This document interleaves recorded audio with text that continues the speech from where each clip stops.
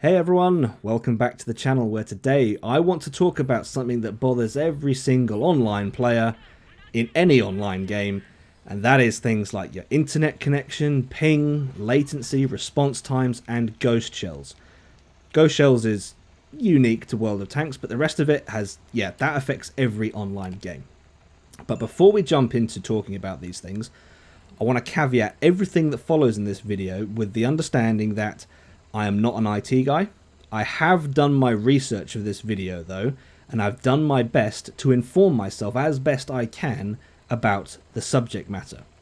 Okay, so what I'm going to do is I'm now going to address each of the items mentioned in the order I mentioned them. So, internet connection. I will start off with the details of my home internet connection.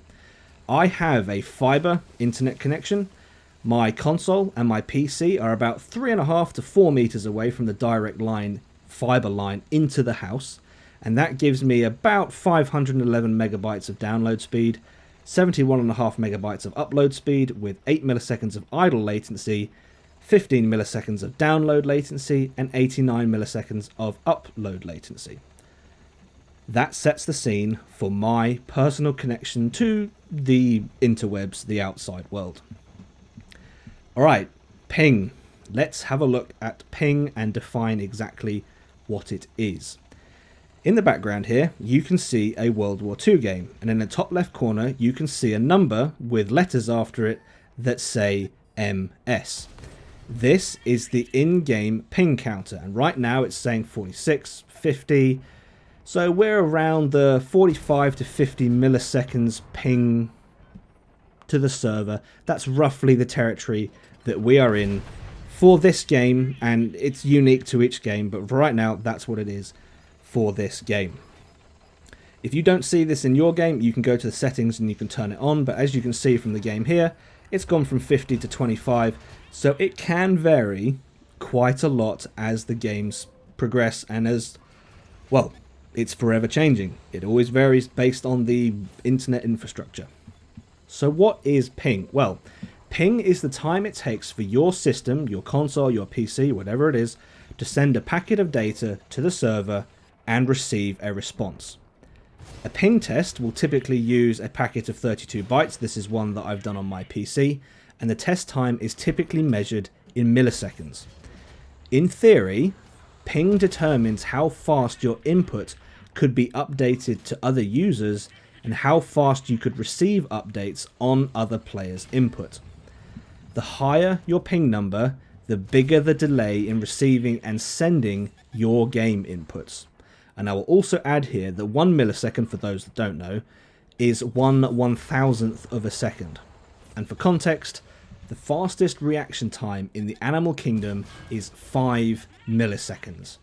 A human blinking takes between 100 to 400 milliseconds. A misconception about ping is that it is interchangeable with the term latency. So now we're moving on to latency. Latency is the term used to describe data that is waiting to be processed by the server. Until the data your console sends is processed, it is by definition latent. So it is sitting on the server and it is waiting to become something in the future. Now we move on to the final piece, which is server response time. And this is the accurate term that we should be using when we talk about lag and, ping and latency. This is the actual term that we should be using. Server response time is the time it takes for the data your console sends to do the complete round trip back to your console.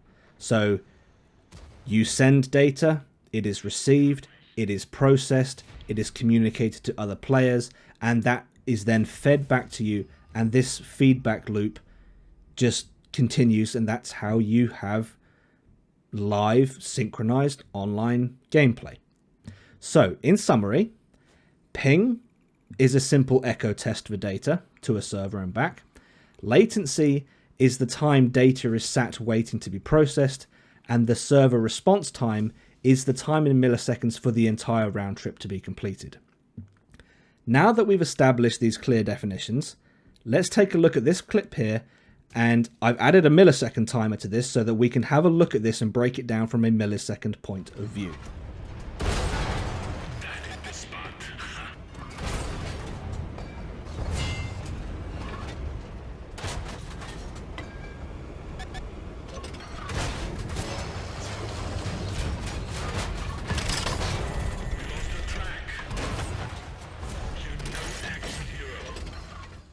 Alright, so there's the clip.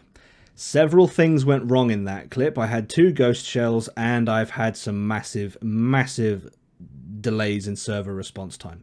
Everything that could go wrong went wrong in that roughly 20 seconds of game footage. So I'm going to break this down. I'm not going to break down all 20 seconds of it. I'm going to focus on the 12th second, and we're actually focusing on less than 1 second of game time here. So if we jump in, at 12.033 seconds, my gun is aimed at the point of impact that the shell I'm about to fire hits. At 12.450 seconds, my gun fires, and at 12.716 seconds, the shell impacts. So if we do the maths, 12.716 minus 12.033, and you get 0.683 seconds. Top left of the screen states that at this moment in game, I have less than 10 milliseconds of ping, but based on a week's worth of testing, my ping to the EU server is, on average, 20 milliseconds. That's 20 milliseconds for a packet of data to get from my console to the EU server in Luxembourg and back again. So straight away, we can deduce that the ping counter in-game isn't accurate. Now that we know the delay of my internet and the connection to the server, it's only fair for me to subtract that from the latency measured in-game, or the server response time measured in-game, sorry. 0.683 minus 0.02 equals 0.663 seconds. And in the spirit of fairness, I will also subtract the time it would take for my high explosive shell to travel the distance to the target. So I'm 33 meters away from the 4005. Standard HE for the upgraded FV101 gun travels at 885 meters per second. Taking the equation that speed equals distance over time, we get 33 divided by 585, which equals 0.056 seconds. So 0.663 minus 0.056 equals 0.607 seconds. And there we have it. We have now arrived at the magic number. In this encounter, there were 0.607 seconds of server response time.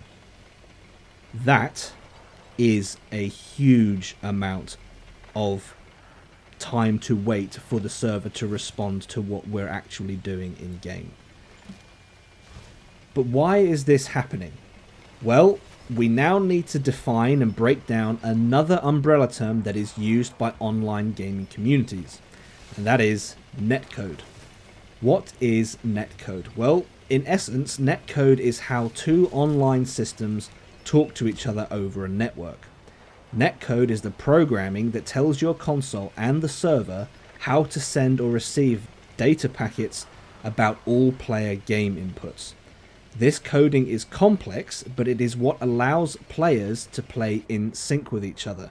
And as you can imagine, having good netcode is vital because it means that all inputs to the game are, by players, all inputs are executed accurately without interference or delays. And obviously that's all subject to your personal internet connection, because yes, that does matter. But normally, if there is an issue with the netcode, players in online games will not be in sync with each other. They won't be in sync. That is key. That is vital to what we're talking about here. And this is usually the fault of the developer, not the users. Poor code optimization is what leads to server latency. Another aspect here that we need to talk about regarding servers is the server tick rate. The tick rate of a server is defined by how often a server checks for game state updates, and this is measured in hertz. A highly competitive FPS game will require a high tick rate server, and that is usually between 64 and 128 hertz. I used to play Battlefield 4 a lot, And that in those days, there was a lot of early days. There was a lot of netcode issues, and it was all fixed when DICE went from 32 Hz servers to 64 Hz servers. So I have experienced this issue in gaming before. My conclusion then to everything that we've talked about can be summed up in 2 points. Point number 1, the servers being used by Wargaming are of a low tick rate, possibly around 10 Hz or so. When World War II was the only game mode that this game had, and you were just trudging around in your IS-3, you could get away with servers updating 10 times a second. Now that Cold War is in the picture and the pace of tanks is so much faster, I would argue the pace, actually, and I really would, I would say the pace of the game now is on par with some FPS games, and that means the servers need to have a higher tick rate, because if they don't, we're going to have problems like we do now. Wargaming tell us that the servers are located in a tier 4 category data center, but that does not mean the quality of the hardware inside the data centers is high. My second and final conclusionary point on this is the bad netcode. The bad netcode running the game means that it is not optimized for high quality online play.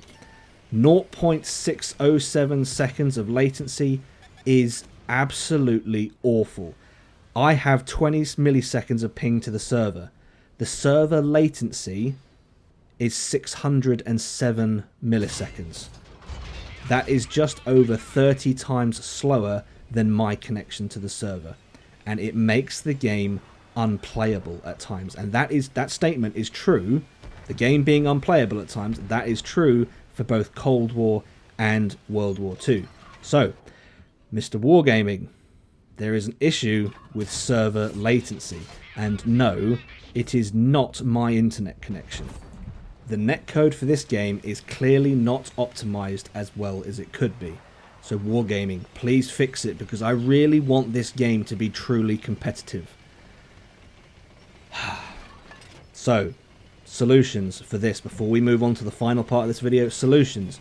Wargaming, please address the netcode issues, and please update the servers to 32 Hz, 64 Hz. We probably don't need 128, but at least 32 or 64. Please address these two things, because it will make a massive, massive difference to the quality of gameplay that every single one of your players experiences.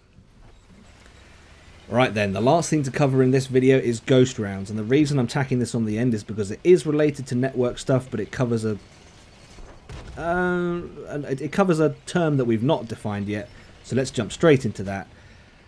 Packet loss. Packet loss is used to describe data loss over a network, and this is typically due to a poor internet connection. Every internet connection, yours, mine, has peaks and troughs, and what I'm about to say here is not confirmed, but my suspicion is that when you combine poor server tick rates with poor netcode and an internet connection that goes up and down every now and then, this means that just sometimes your shots just vanish into the abyss. And again, I'm not an IT guy, but based on my understanding, the only way for a shot to just vanish is because the data packet carrying your shot information just didn't make it to the server, which sucks. Happens to me, happens to everybody, it sucks. It ruins the game experience.